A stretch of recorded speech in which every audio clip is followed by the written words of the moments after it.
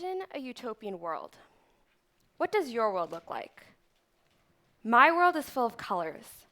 Some colors are indescribable. The trees are vibrant and swish in the gentle breeze. Meadows are full of a variety of bright flowers. Nature flourishes next to bustling cities. People are agreeable to one another and are open to different perspectives. My world lacks ignorance and overflows with compassion and understanding for one another. It is fueled by love. My world is fueled by a love of nature, a love of knowledge, a love of empathy, a love for one another, and most of all, a love for our future, our children.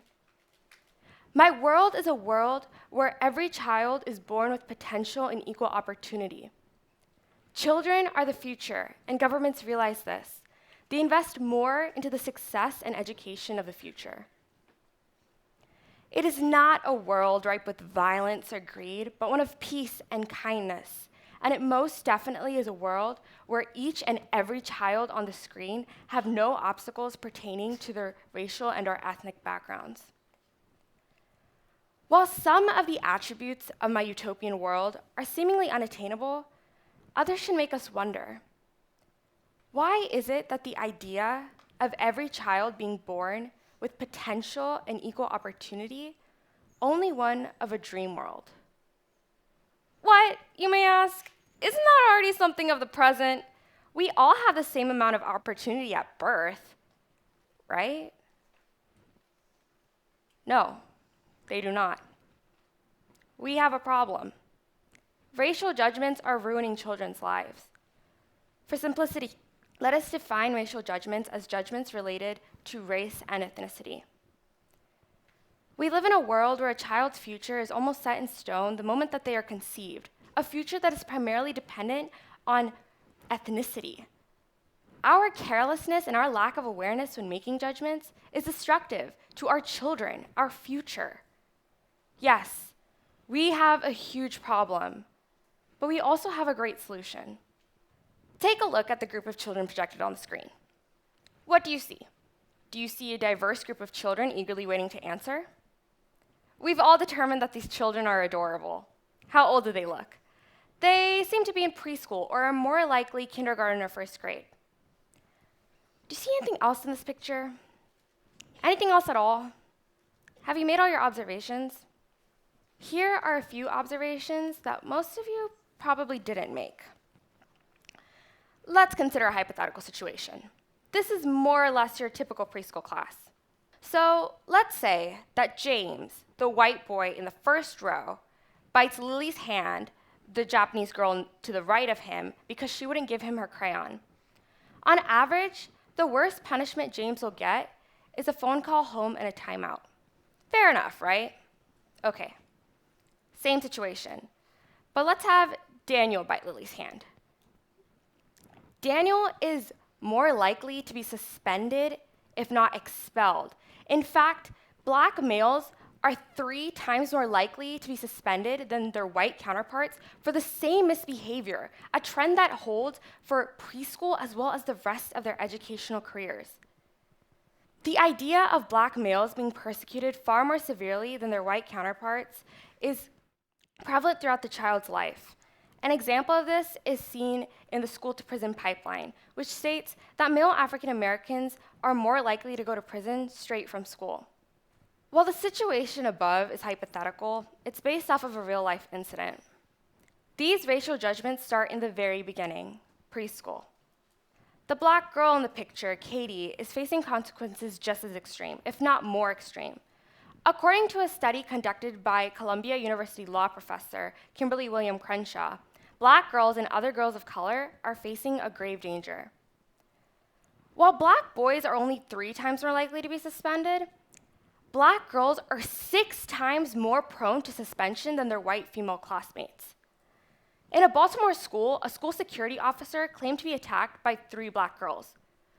The school immediately believed the officer and expelled the 3 girls. However, after reviewing a security tape, it was shown that the officer had repeatedly hit one of the girls on the head with her baton and pepper sprayed the other girls, forcing all 3 girls to seek treatment at a hospital. Why is that? Why are these girls in more danger than white girls? Well, the study goes on to explain that black girls and other girls of color are seen as disruptive and ignorant. Their achievements are ignored, and their actions are misinterpreted. Like, for instance, the study claims that the majority of its participants believed that their teachers viewed them negatively and often berated them for being defiant, when in fact, they were just being curious. Furthermore, the girls of color are facing an intersectional burden. Since their darker skin is associated with aggressive behavior, and as women, they have the additional burden of being seen as bossy and demanding when they are being assertive. Thus, the discrimination that girls of color face can be far more onerous than that of boys of color because of the difference in gender. Racial judgments are ruining children's lives. Not only black children, other children as well. When we see an Asian person, we immediately assume that they must be super smart. That being said, white people also have to deal with racial judgments.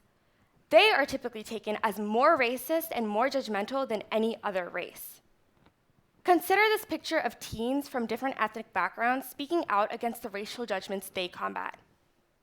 These judgments are based off of stereotypes, and these generalizations have become jokes. We have forgotten that our words can actually do damage. Let's not forget the racial judgments concerning religion. The Pew Research Center conducted a survey where they asked Americans to rate how warmly they felt about Muslims on a thermometer scale from 0 degrees to 100 degrees.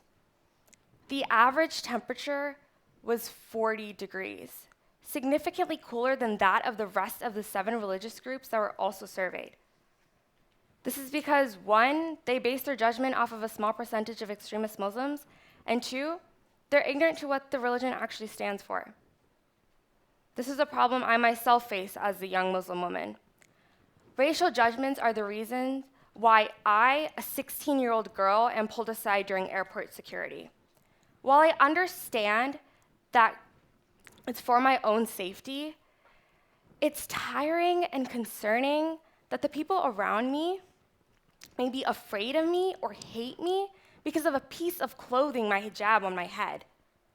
These types of racial judgments will surely affect Alia, the Indian Muslim girl in the back row.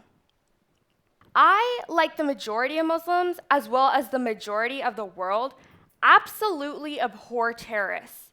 In every group of people, there's always going to be a small percentage of people who are so extreme that the larger group must disown them.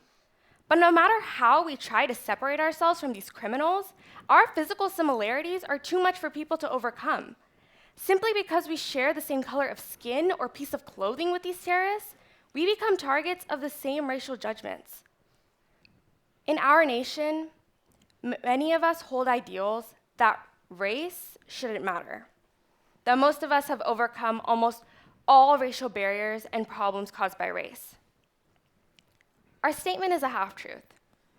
It is true that most of us have overcome racial barriers concerning friendship and other aspects of life. However, there are still so many aspects of our lives where race, unfortunately, still matters.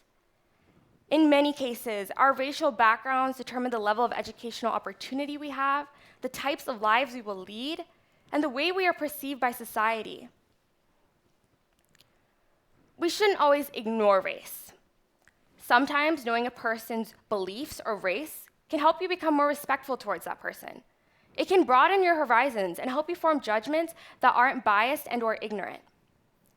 We can't stop racial judgments or judgments altogether. Judging is an evolutionary trait, something we needed for our survival.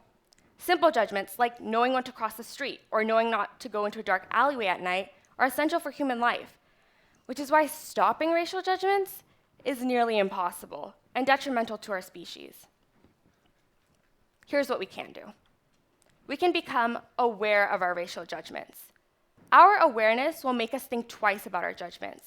It is proven that actively looking for biases in your racial judgments will make your judgments more accurate and respectful. This is because racial judgments are products of implicit bias, a bias in assumptions and behavior that occur on a subconscious level. It is due to the assumptions and stereotypes that we are exposed to in our respective environments. Implicit bias is automatic, but it's not intransigent. Awareness is the key. Next time we find ourselves making an assumption about someone, we need to ask ourselves, why? Do we have a good reason? Would we be able to justify our assumption to someone with a different perspective? When we ask ourselves these questions, we tend to second guess ourselves, and in this case, this is a good thing. If we second guess ourselves, our racial judgments will become more accurate, more respectful, and less biased. I'm not saying this will be easy. It's hard. I'm ashamed to admit that I have succumbed to biased racial judgments. I've walked down the street with my best friend, and we have deliberately changed our pace or route to avoid an African American or white man in baggy clothing. But I think we're taking the first step in making better racial judgments when we realize that some of our judgments are biased. I've often found myself judging someone without realizing and then mentally berating myself right after. So become more aware. Ask yourselves the reasons behind your judgments and assumptions. This will help you become more aware of your judgments and of your thoughts. If not for your own sake, for the sake of those little preschoolers, for the sake of our world's future, this awareness will brighten our world, creating a safe space for all of our children to thrive and achieve their hopes and dreams. And someday, my utopian world, our utopian world, will become a reality. Thank you.